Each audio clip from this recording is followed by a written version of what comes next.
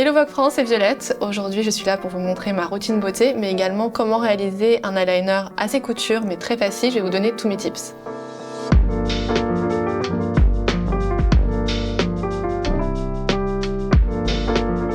La première chose que je fais quand je me réveille, c'est que je vais me rincer le visage avec de l'eau. Je n'utilise pas de démaquillant ou de gel nettoyant puisque j'ai une peau très sensible, j'ai de la dermatite de contact également et du coup j'évite tout ce qui est un peu trop agressif pour ma peau. J'ai lancé des petits sérums qui sont un peu comme votre pharmacie pour la peau. Là, je ne sais pas si vous voyez, j'ai des rougeurs, donc je vais utiliser le sérum pour les peaux réactives, donc c'est pour les allergies ou pour justement les petites irritations comme ça. Donc je le secoue avant, ensuite j'en prends un tout petit peu et j'utilise. Je le mets sur mes rougeurs, juste là.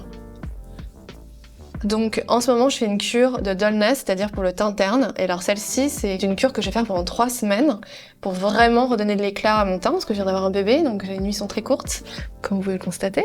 Donc j'ai besoin d'un petit coup de pouce. Je secoue bien. Donc la formule est à 96% d'origine naturelle. Ça, je vais partout. Ensuite, Boom Boom Milk.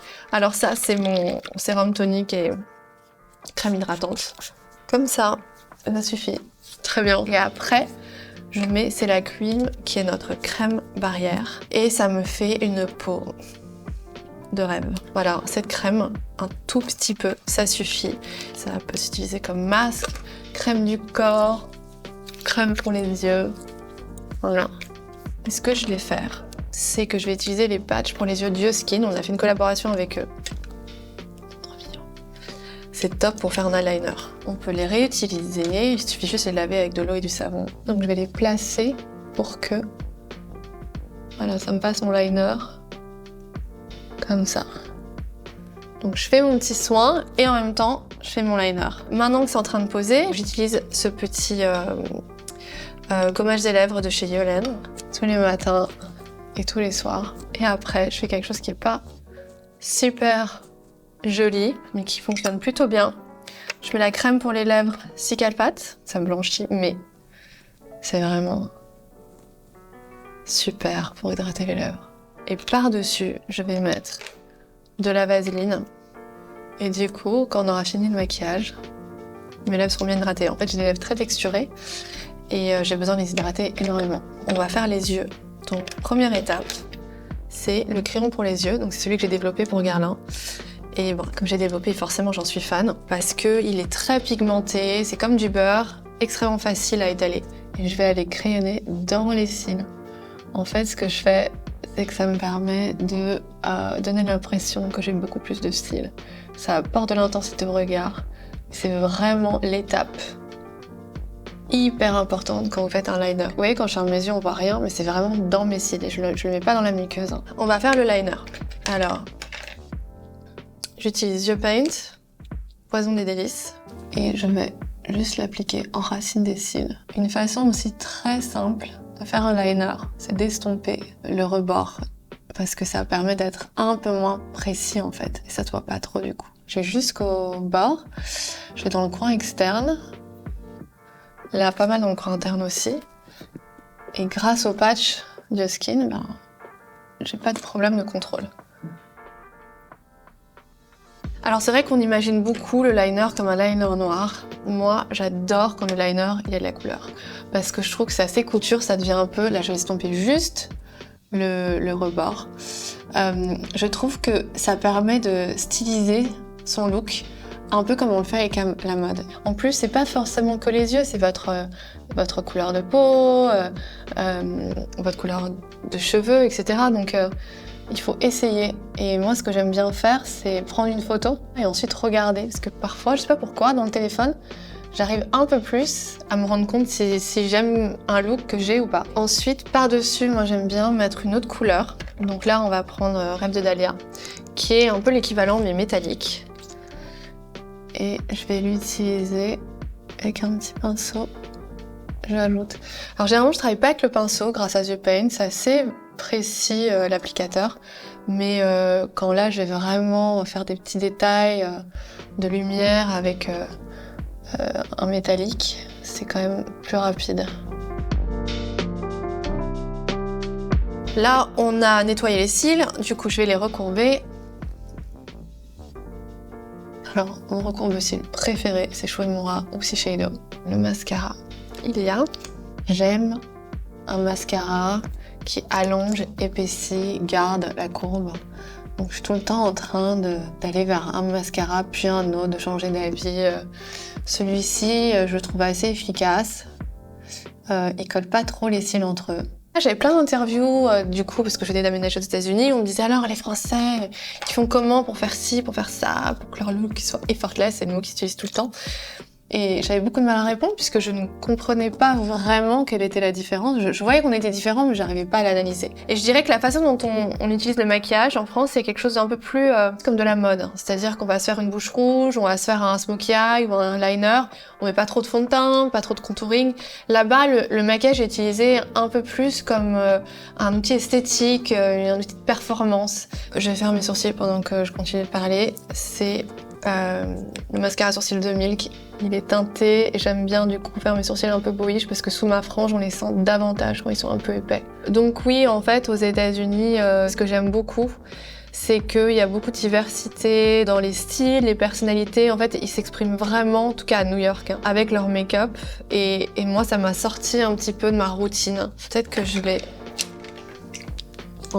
les fixer davantage. Ça, c'est le transparent de Charlotte. Le teint, maintenant. Voilà, vous voyez, ça m'a vraiment fait mon liner. Très bien, peut-être que je vais retoucher un petit truc, mais à peine. Je vais vous montrer un petit, parce que je ne montre à personne normalement, d'application de fond de teint. Puisqu'on a lancé avec Guerlain Terracotta le teint que j'ai développé. Et à la base, comme j'aime pas trop le fond de teint, c'était quand même un bon challenge que la marque m'a donné de faire un fond de teint. Mais je l'adore parce que c'est vraiment une fusion entre poudre et fond de teint liquide. Je vais l'appliquer avec un Beauty Blender parce que je vais d'abord l'appliquer un peu comme un anti-cerne. Ça, c'est ce que j'aime beaucoup faire avec le fond de teint ou l'anti-cerne, c'est que je vais directement aller là où j'ai besoin. Voilà, vraiment sous les yeux. Ici, est-ce que j'ai des rougeurs? Et j'aime bien l'appliquer autour de la bouche parce que je trouve qu'on a toujours un petit peu de marques, de pigmentation, de petites choses qui se passent là. Et alors, je n'en mets jamais sur le nez. Donc c'est un peu mon astuce secrète. Comme le nez, c'est le centre du visage, de pas avoir de maquillage sur le nez, ça apporte une sorte d'illusion d'optique que on n'a pas de fond de teint, on n'a pas de maquillage. Donc j'enlève ici, et pour celles qui ont des taches de rousseur et tout, c'est trop bien parce que ça revient.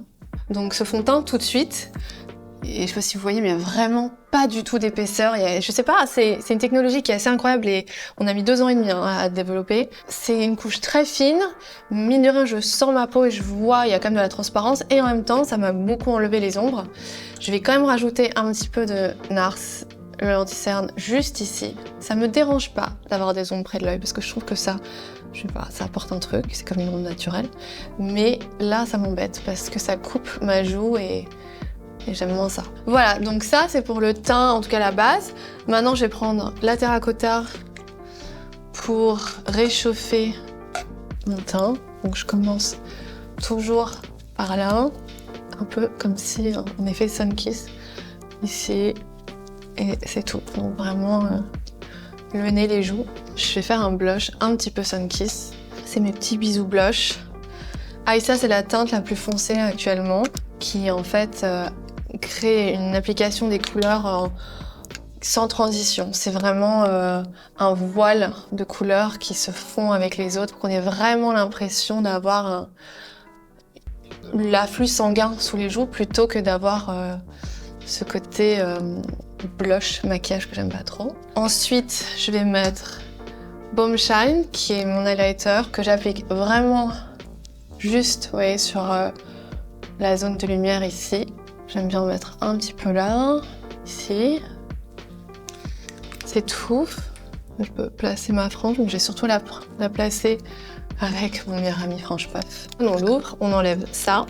Bon, pas la brosse, mais ça c'est fait exprès pour qu'on puisse l'enlever et la laver. Et en dessous, j'ai mon petit refill de shampoing sec. Quand on a des franges, on peut simplement, ce que j'appelle, peindre les longueurs pour éviter d'avoir le cheveu un peu gras. Mais aussi j'en mets un petit peu ici parce que j'aime bien avoir un petit peu de oomph comme on dit en anglais. Mon parfum avec amour, c'est un roll-on, un parfum, une huile de parfum.